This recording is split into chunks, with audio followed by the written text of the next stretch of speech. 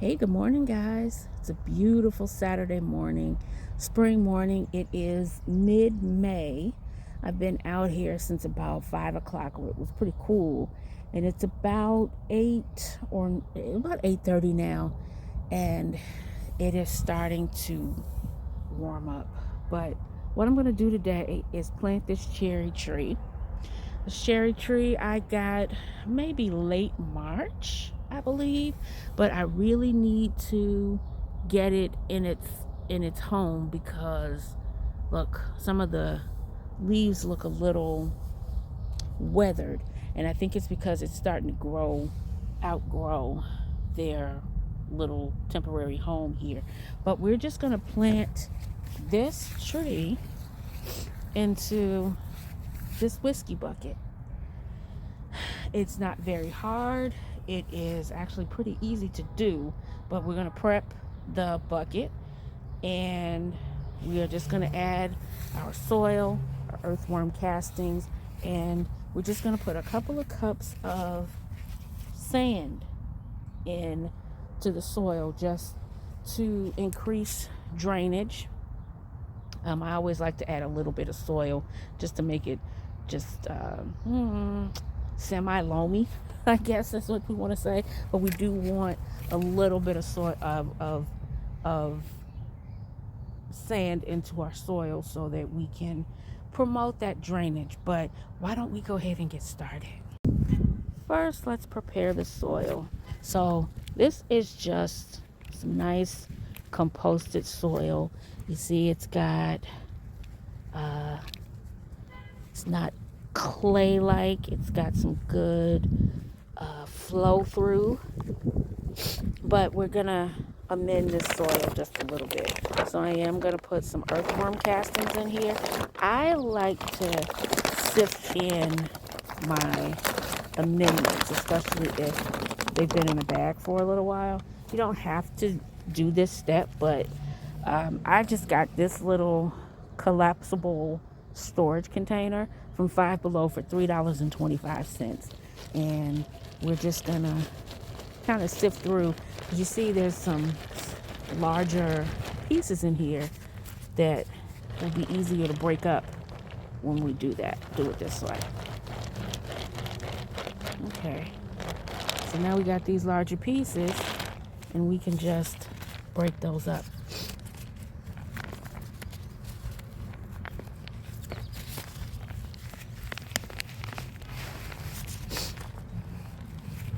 That way we just keep as little, obstruction in the soil, because your tree is going to be in here for quite a while. And the reason that I'm doing a bucket the whiskey bucket for my tree is because, we may decide in a couple years to leave this property, and if so, my tree is coming with me. I am taking my tree. I'm keeping custody of my tree. I'm trying to build a little small orchard back here. So I've got some raspberry and blueberry trees. I'm in zone 6, so in Chicago you can't have too many. Well, you just want to make sure that your trees are fitting to the climate. And so, we can have apple trees, pear trees, things like that. Citrus trees don't always fare so well in zone 6. So we're just sifting through and getting that earthworm castings nice and saturated and incorporated into the soil.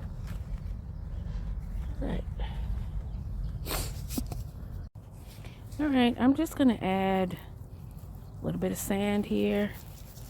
Some people do a ratio of 2 to 1, so 2 parts soil and 2 parts sand.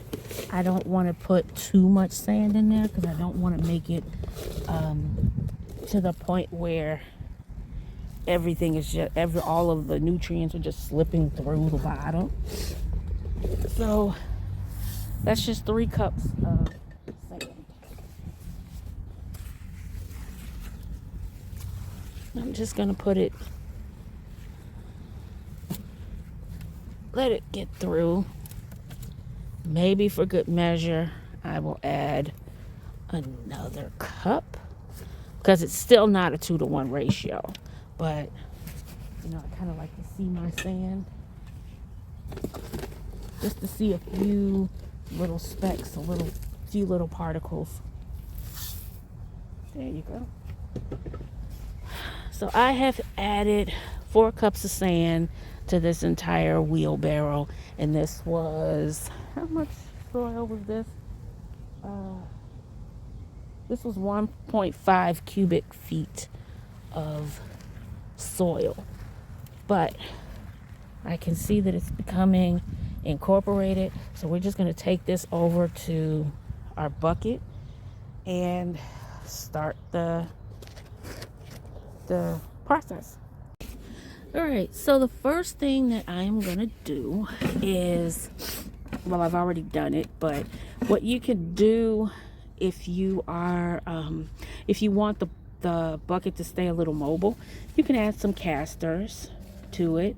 They just cost a couple dollars at the Home Depot. Or you can do what I did and just add a little sliding thing, and so it's mobile. Sometimes the big guy doesn't want to do, when he comes home from work, he doesn't want to do all the heavy lifting because he's been doing heavy lifting all day. He's got a blue-collar job, and I understand. So I will place this on wheels so that if I have to move it, then there it is.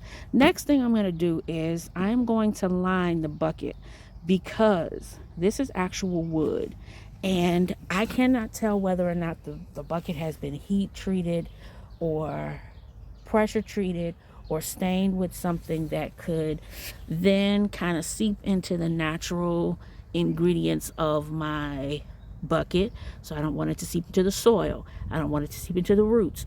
I don't want to contaminate my tree with anything that is not natural. And a lot of times you have pressure treated wood that does not have, well, that has everything that should not be eaten, and we are going to eat the cherries on the tree. So I'm going to line my bucket, and this is just regular. You can use a plastic bag. You can use whatever you use to line your bucket. I am just using a regular plastic shield that normally goes on my what do you call it? Not the raised beds, but I have one right here. You see that at the top? This is what I'm lining it with. I can't think of the word right now, but that's what I'm going to line it with, and I'll be right back. Okay, so we have filled the bucket right here, and if you can see, there's the hole right there.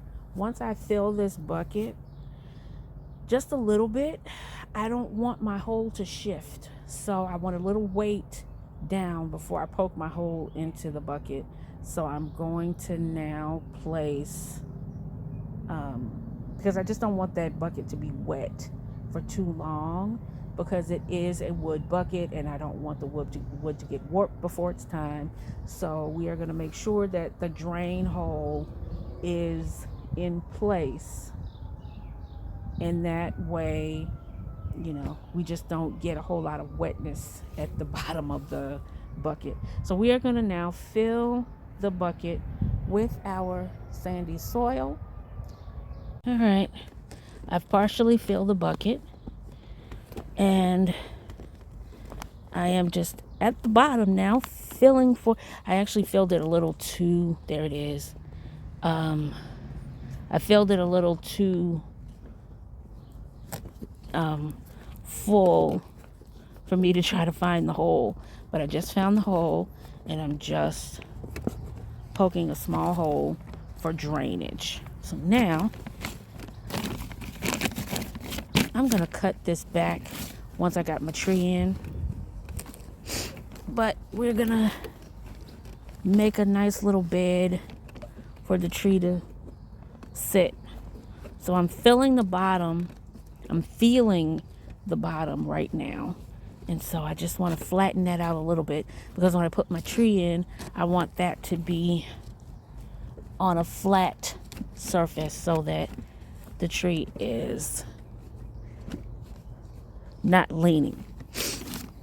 So here we are. We have probably about a half-filled bucket right about now.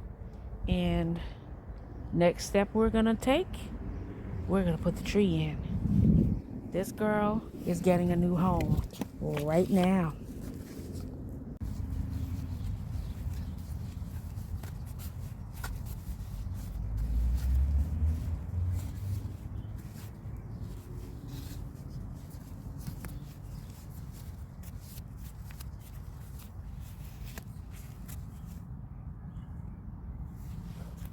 And I'm just going to take our tree and place it down. Now, again, you want to eyeball it to make sure it is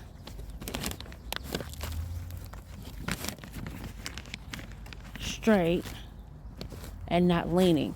Right now, look at this. It is the Leaning Tower of Pisa. So we're going to work it so that it goes a little straighter. There we go. There it is. Kind of want this to go down. So I'm going to break up. I'm going to break up what was around it just a little, because I want this to go. All right. And this soil, actually, what it was packed in is very nice. It was packed in some really nice soil. So I don't really need to do a whole lot, except I am going to add some leaf mulch to the top, just because I like to use leaf mulch and I have a ton of it. So I am going to now mulch the top of the tree. But look how she's standing. She's nice and straight. And the thing about it is the branch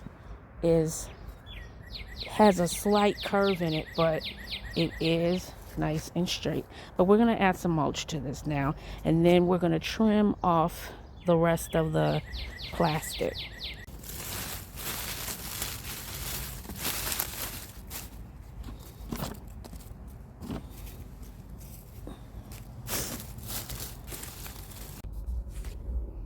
And there you have it. We have a nice amended full tree that is pretty happy to be in its new location. I'm pretty happy with it. So, all right. I thank you for joining. Please, if you have not already done so, hit the like button, subscribe, hit the notification bell, and tell me how you like this tree. If there's other trees that you would like seen done, please let me know. Let me know how you were successful, your success stories, or even your failures in planting your trees in some, other types of containers. But until next time, this is Q, and I will talk to you another time. Bye.